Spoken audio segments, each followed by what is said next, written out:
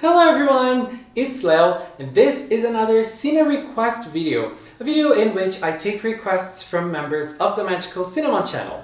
This time I'm taking the request of Levi, who asked me to watch all of the SYMPHOGEAR seasons. This is the 4th season I watch. Levi is a Twinkle Imagination member here from Magical Cinema. Levi, thank you so much for your support. So let's talk about SYMPHOGEAR AXZ, the 4th season of SYMPHOGEAR. Well, since I am on a SYMPHOGEAR spree, I feel like I am going to talk and reference the past seasons as well as the current season that I watched. And this video is obviously going to be full of spoilers of the 4th season. So if you haven't watched it and you care about spoilers, this might not be for you. But if you don't care, or if you watched it and you want to know how I felt, stay with me. I think this season had more or less like 3 different phases. So that's how I'm going to divide my opinion. Let's start with the first phase. And this is a reference to the other seasons, clearly a reference to the other seasons in what I'm going to say, which is the first episode of every SYMPHOGEAR season is very impactful with the fighting scenes, especially seasons 2 and 3, especially season 3, which had that epic mountain fighting scene. And I feel like season 4 started on the wrong foot. The first fighting scene of this season was not as impactful as the others, and I feel like they were also fighting against like military units. So like, because let's face it, the SYMPHOGEAR girls, they're very strong. So fighting against like humans and human-made weapons, it's not fun. Even though in season 3, for example, they were trying to save a plane and that looked super cool. But this time I didn't like it. And I feel like this is a problem of season 4 overall. This is not a problem, but if you compare season 4 to the past seasons, I feel like the fighting scenes of this season are a little bit lackluster. Especially considering SYMPHOGEAR usually has insanely and thoughtful fighting scenes. This, I feel like overall, they were kind of plain and they were not up to par to the past seasons of SYMPHOGEAR. And also, when the season started, I was very concerned because they were dealing with a lot of politics, which is a territory that SYMPHOGEAR doesn't usually go in very deep, but they were seemingly going very deep in this first moment of the 4th season. And I was like, I don't think they're ready to go there, especially when they started dealing with stuff like imperialism and stuff that happens in South America a lot. And I was very worried as to how that was going to be portrayed. But thankfully, that was just a background thing for the actual villains of the season, who are the alchemists, who are super interesting. I'm going to get to that later. But we had this first moment and we saw like leaders and people suffering a lot because of those leaders and everything. And there was even a moment from Chris. But there was something very interesting that I found on this moment, which is they started mentioning that one of those leaders, or some of those leaders, I'm not sure, are actually people from Germany who were Nazis at the Second World War, and then they were refugees and came to South America. And I'm not really sure on all of the countries of South America, but I'm sure that there were some Nazis that came to Brazil and lived their lives peacefully here. That is something I hate about my country, but that's true. So it's like they actually did their research. There were Nazis living here, living their lives as if they did nothing in the past. So yes, this happened in South America, like factually. And like they only glossed over it because then everything turned into magic because we started dealing with the alchemists. But there were certain consequences of this first part, like with Chris's story. And here's where I have a little problem, because I feel like Chris's character is a character that is usually worked the best in SYMPHOGEAR. I really like how they deal with her. And in this moment, like, she was very tense because she lived as how those people were living before, and she even knew a person who was there. who also took care of her when she was also without her parents, and she was feeling very tense, and she was trying to hide it from the others, but she really couldn't. And I wish she could have opened up a little bit more to the others, because I feel like they were trying too much to try and keep her hard persona, because she's like this hard candy, you know, she's hard on the outside, but on the inside she's very soft. And I feel like they were holding up to that so much that it kind of ruined a good moment that she could have had with the other girls by sharing what happened to her and why she was worried about the things that were happening where they were going. Because she already opened up to the girls in past seasons. So I feel like it would have been a step up to her character if she did that. If she was reluctant in the first moment, but then she accepted it and she ended up sharing things. But then she's always like, no, I'm fine. There's nothing wrong with me. So this gets a little bit frustrating to see. It feels like they went on, they went a step back with her character, which is very unfortunate. But then we get to actually see the alchemists, and I absolutely love them. So we get to like the second part of the season, in like, at least how I felt while watching it, with the alchemists and such. We have three great characters who are, I love their names, San German, Cagliostro, and Prelacci. I love them. The three of them are great characters, and it even feels like the Cagliostro is kind of a representation of a trans person. Not really, because like she's not really human, and the experience she goes through is not the same as a human trans person goes through, but like it can kind of be a metaphor, I think, because Cagliostro was, she had a male figure, but then because of Saint Germain, she was evolved and turned into a woman because of, like, that was perfection for her. Like, that was how she would achieve perfection in her mind. So it's obviously not the same thing as an experience of a trans person, because a trans person doesn't go through a change like in like, oh, I'm a man, now I'm going to become a woman. It's not really like that. But I feel like maybe trans people can connect to that. The alchemists also have another person in their team, which is Tiki, who gets revived during the season. And Tiki is very annoying. Like, she is super annoying. She's like an android or something, and she's like a robot, and she can really get on your nerves, and she really got on my nerves because she's totally obsessed with the real villain of the season, who is called Adam. Adam is an interesting villain. I liked him, and it's nice because I don't usually love the SYMPHOGEAR villains, so he was a cool villain, and he's also very hot, so points to him. In this middle section of SYMPHOGEAR, something happened that I really enjoyed. We had flashbacks to the story of Maria and also to Kirika and Shirabe. Kirika and Shirabe's relationship with mom and how they got to meet each other. That is very nice because it feels like we're dealing with those characters since season 2, but there's still stories for us to know about them. And like with Maria, for example, it was also very nice and rich to know more about her. And together with that, we also had a moment with Carol. I'm not sure if she's called Carol, like after season 3, I'm not sure. Because after season 3, that new girl joined the crew, and she's always there in the headquarters with everyone. And she's very intelligent and she's very knowledgeable, but she doesn't do anything. She's always like, oh my god, something's happening. Oh, we can't do anything. Oh no. I know this, I know that, but I can't do anything. And then they found something for her to do, which was to help Maria inside her head,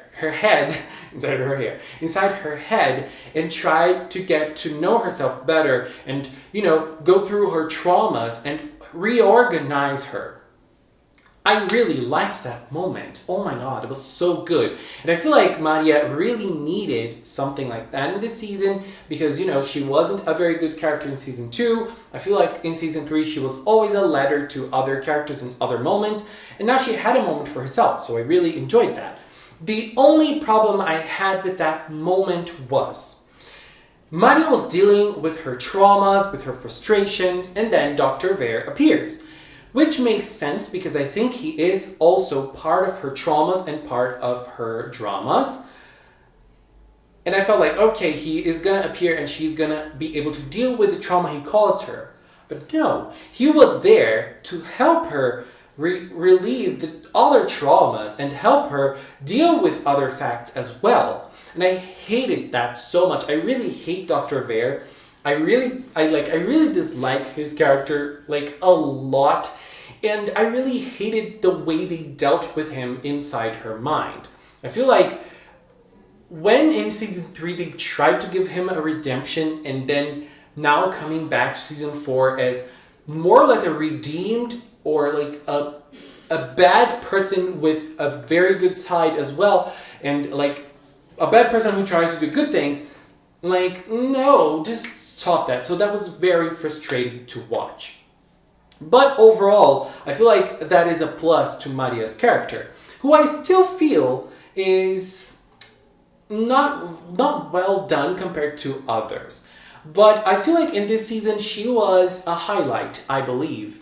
And especially in fights. As I said, I don't think the fights in this season are stellar, but I feel like some of the iconic moments in fights were hers.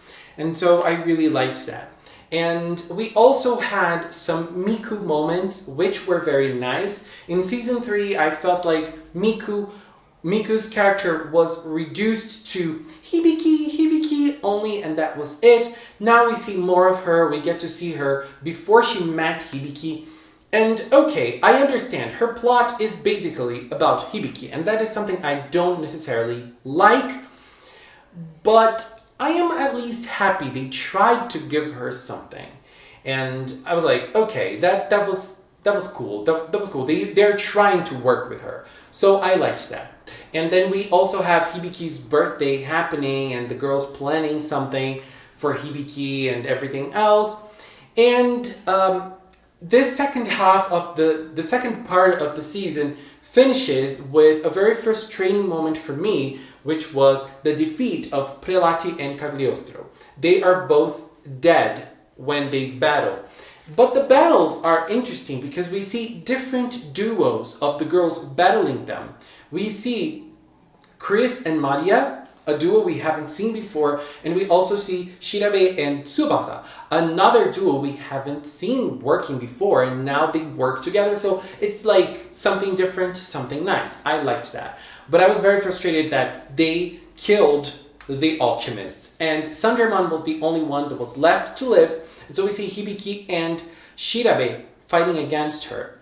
And I just forgot to say something about the alchemists, which is, I really love their designs as humans, because they're not really humans, but I hate their designs as SYMPHOGEAR users. Not really, I don't think they actually use SYMPHOGEARs, but I really hate their designs when they're transformed, when they're armored. They're so ugly. What the hell is that? Like, all the three of them, they look horrible in their armors. I'm sorry. And that is also another frustration of mine in this season. And then we get to the last part, which is the last fight, in which we understand that Sanderman starts to notice that there's something wrong about Adam, and she is, like, the other girls also notice, and that was very weird that they noticed, but they battled still, and the girls killed them, and I was like, what is this narrative doing? And everything else, like, going against the actual villain of the season and everything that he was doing. And Tiki, who is this annoying robot, was just a pawn for Adam's plans. That was obvious, that was very clear. And we see how things happen with Adam and he trying to use Tiki to become like this big creature and use her for the divine power so that they could achieve divine power. And so the last fight starts with Hibiki and Sanderman only, which is nice because it's nice to see Hibiki partnering up with someone who is not from the main team. So that fight was cool. And then, like, this is the last stretch of the season, which I liked and disliked both at the same time. I liked some of the things, I disliked some other stuff. So after that, after that fight, we see that Hibiki ends up being engulfed by the divine power. So the divine power kind of chooses Hibiki. So Then we get to see lots of politics again being played out. So there is this big cocoon in Japan, and so the United Nations, they start to threaten to invade and attack Japan. Because of that, that can be a threat to the whole world, and Japan is trying to defend themselves. So I don't know if they're trying to spew out a message about nationalism and how we should defend our land and everything. I don't really know, but there were some political moments in the last part that were very weird and stereotypical. But I think that if the focus is on the characters, it's way better. When the focus is on the characters, it's way better. And it was also nice that we saw, like, there was a moment in which the Tsubasa's family was talking about, like, them needing to do something, and Tsubasa was like, I'm not going to do this, I'm going to do whatever I want to do, I want to save her, I want to do things my way. And he was like, oh, this is the Kazunari family way, you can't go against that. And she's like, I don't care. So that was also great, because I feel like Tsubasa was a character who was always trying to carry on her family name and traditions, and now she is breaking away from them. Good for you, girl, good for you. And so we have, like, Hibiki turns into a big creature, and we see the girls fighting against her. But not only that, we also see Miku playing out a role of saving Hibiki. And we saw Hibiki saving Miku so many times, countless times during SYMPHOGEAR, and now it's the other way around, which also makes sense. And we see that moment happening. It's when Miku calls to Hibiki that she wakes up and she breaks free from everything. But they don't really understand why Hibiki was chosen by the divine power, since she is a human. And I really like those sprinkles of religion, because we have, like, the humans are tainted with sin, with the original sin, and so they cannot be chosen. And Adam wants to use the divine power, and Adam is, like, the first man to grace earth. And so, like, those little sprinkles of religion are really interesting. Me being a Madonna fan, I love this, and I like that kind of thing. And it's also nice that they don't go very deep into that. And then in the last fight, we see the girls fighting, but then we see Sanjurman fighting with them.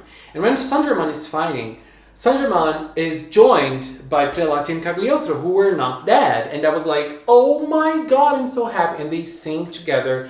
They all perform, like, they battle together. That moment was epic to me. I loved it, because I loved those characters. But unfortunately, they give out their life energy to die.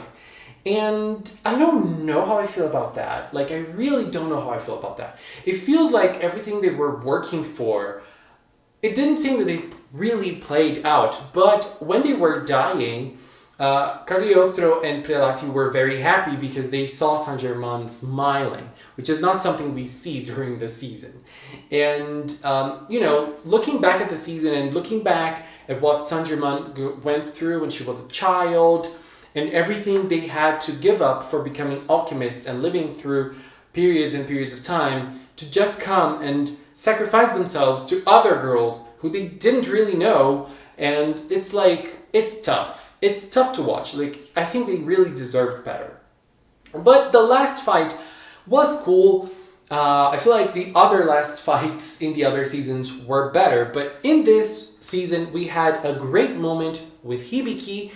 And Hibiki used the powers of all of the other 5 girls. And so we see Hibiki using some of the attacks of the other girls as well. That was super cool. And she gets, like, a golden thing against the actual form of Adam, which is very ugly, unlike his human form, which is actually a robot. But I really liked that last fight. And I also loved that moment when she started punching him. And I feel like, is that a JoJo reference, or is that a Saint Seiya reference? I don't know, but I loved that moment. And, everything was fine, everything was great, everything was happy. As I said, I feel like I have a little problem with the politics part. Like, for example, Hibiki was able to win the fight overall, and then the United Nations decide not to enter Japan anymore. It's like, everything happened at the same moment. It's not really like that. But you know, it's fine. And at the end, we see the girls enjoying Hibiki's birthday party. Finally, they're all able to enjoy that moment. They're able to eat tomatoes. And Tsubasa loves the tomatoes. It was a very sweet moment at the end. But right at the end of the season, we learn why Hibiki was chosen to use the power, the divine power. Why the divine power chose Hibiki. And that was also interesting because it's very, it's clear there's something up with Hibiki, and I thought maybe her origins are unknown to us and we don't really know where she comes from, and now we're going to discover she's like a goddess or something. But no, it's actually from that moment from season 2 when she saved Miku, and both of them were saved at the same time by the power, and that power probably took away the sin, the original sin, from both of them. And from Hibiki, that's fine, but it took away from Miku too. So where is this going to lead us to the next season? So I am very curious to the next season, because I feel like the next season, the last one, it can really be, I don't know. I don't even know. It can really be the best, or it can be very disappointing. I don't know. But I'm getting my hopes up because of the way season 4 ended. It was really cool. I really liked it. But anyway, that was my view on SYMPHOGEAR Season 4 AXZ. So I'm excited to watch Season 5 next. Levi, once more, thank you so much for supporting me, and thank you so much for suggesting this anime to me. I am very happy. Thank you very, very much. If you've watched up to now, thank you so much as well. And I obviously want to extend the thanks to all of the members of the Magical Cinnamon channel. Thank you all so much, and until next time, bye bye!